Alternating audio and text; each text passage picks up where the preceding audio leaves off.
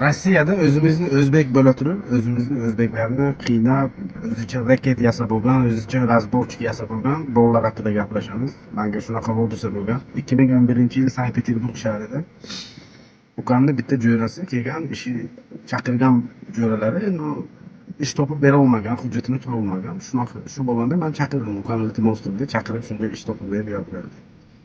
Chaqirdim, ishga qo'ydim. 2-3 oy ishladi, uyiga pul jo'natdi. Keyin o'sha chaqirgan jo'rasiga endi ham qarindoshi informatsiya berib turgan. Ha, mana shunaqa ish, bularni ishi zo'r, u yoq deb.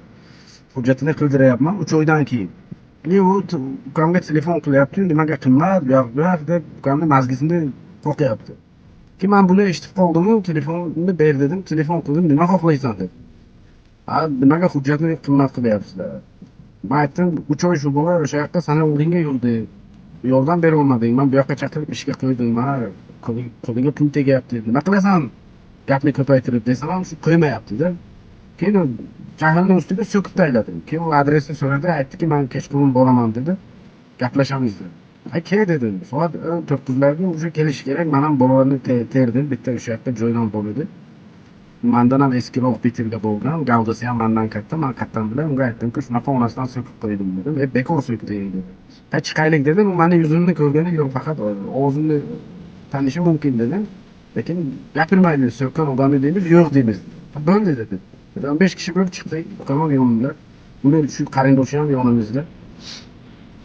Chiqdik, ular keldi 4 kishi bo'lib, shunday tushdi, bittasini qo'liga bezbolni bitta, bittasiga pichoq, bittasiga to'pponcha, pistolet. Shunday ko'rsatdi, birontang dedi, hozir nima qilsan agar mazam qochadi dedi. Kim onamdan so'kdi dediki, o'sha mani jo'ram, mendan eski kelgan bola. Sразу chiqdim, mani ko'rsatdi. Mana bu onangdan so'kdi, yo'q bu yoq dedi.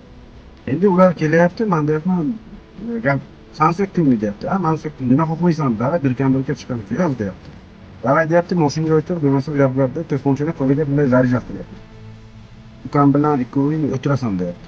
Даже uni shu nima qarindoshi jo'rasi jim turgandida, gapirmasdan, onadan so'kkanini aytmasdan turdi. O'zimni jo'ram sotdi dedi. Xullas mashinaga o'tirdik, u bordi.